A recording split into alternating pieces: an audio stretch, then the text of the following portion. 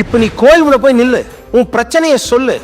ஆனா அந்த பிரச்சனை நீடிக்கும் நினைச்ச போதே உன் முகர கட்ட அழுதுதான் இருக்கும். அப்படி டவுட் வருதுன்னா அவன் கும்பிடாத, கும்பிட்டனா அழுவாது. குருஜி அவன் பவர்ஃபுல் என்ன ப்ரூஃப்? அப்பப்போ உனக்கு முடியாத விஷயத்தை உனக்கு செஞ்சு கொடுத்தாதான் அவனுக்கு பவர்னே அர்த்தம். உன்னால முடிஞ்சது அவனு செஞ்சா அவனுக்கு எதுக்கு பவர்? தேவை கிடையாது. அப்போ உன்னால முடியாத ஒரு விஷயத்தை உனக்கு நடந்தாதான் இறைவனுக்கு பவர் இருக்கிறதே ப்ரூஃப்.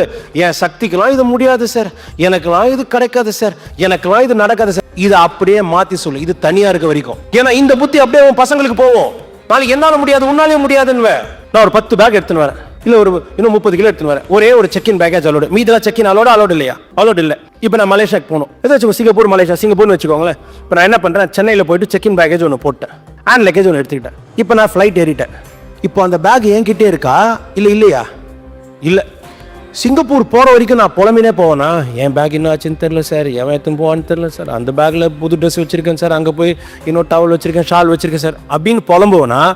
இல்லை ஜாலியாக சிங்கப்பூர் ஏர்போர்ட் வந்த உடனே இமிக்ரேஷன் முடிச்சுட்டு எந்த கன்வேயர் பெல்ட்னு சொல்லுவாங்க 1 or 2 அங்கே போய் நிற்பேனா? எனக்கு நம்பர் 2ன்னு சொல்லிட்டான், ஆனால் நான் நம்பர் 1ல் உட்காந்து அழுதுன்னு இருக்கேன். ஈசாய நமக ஈசாய நமக, பரலோகத்தில் இருக்கும் பரமபிதாவே அல்லாஹு அக்பர். என்ன கத்து. நம்பர் 2ல வர வேண்டிய பேக் நம்பர் 1ல வருமா வராதா? கலக்குறீங்களே. கடவுள் மேல உங்களுக்கு நம்பிக்கை இல்லை, எல்லாம் ஃப்ராடுன்னு நினைக்கிறேன். கடவுளை நம்பி நம்பர் 1ல நில்ல. அப்ப நடுவில் புலம்புனீங்களா சிங்கப்பூர் ஃபிளைட்ல? நல்லா கேளுங்க, முடிஞ்சிடுச்சு. புருஷாமையில மறைவாமையில புல்ல சரியில்லை தூக்கி போடு. ஆனா ஒண்ணு நீ உயிரோட இருக்க. You cannot change the past. Trust me, you cannot change the past. But you can make a new beginning with God and you can create a future which you never imagined.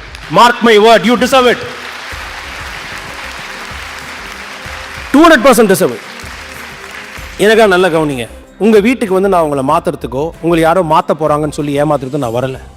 உங்க வாழ்க்கை நினைச்ச நொடியில மாறுற மாதிரி தான் இறைவன் படைச்சிருக்கான். ஐயா எனக்கு நம்பிக்கை இல்லை, தண்ணியில விரல விடு, வச்ச உடனே ஈரமாகுமா இல்ல வச்சிட்ட அப்புறம் ஈரமாகுமா? உனக்கு நம்பிக்கை இருந்தாலும் இல்லைனாலும் தண்ணியில பட்ட விரல் ஈரமாகும். உனக்கு நம்பிக்கை இருந்தாலும் தூக்கி போட்டுரு. நான் நல்லா வாழ போற நம்பிக்கை வந்த உடனே இறைவன் அருள் தானா இறங்கும். இதை யாராலையும் மாற்ற முடியும்? யாராலையும் மாற்ற முடியாது. ஏன்? கீழே உளுந்த எல்லாருக்கும் நான் கை கொடுக்க மாட்டேன்னு சத்தியம் பண்ணான் இறைவன். ஆனா கீழே உளுந்தாலும் மேல ஏஞ்சிக்கணும்னு நினைச்ச உடனே உன்னை தூக்கி விடுறதுக்கு வராம நான் இருக்க மாட்டேன்னு சத்தியம் பண்றான் இறைவன். எத்தனை பேருக்கு புரியுது?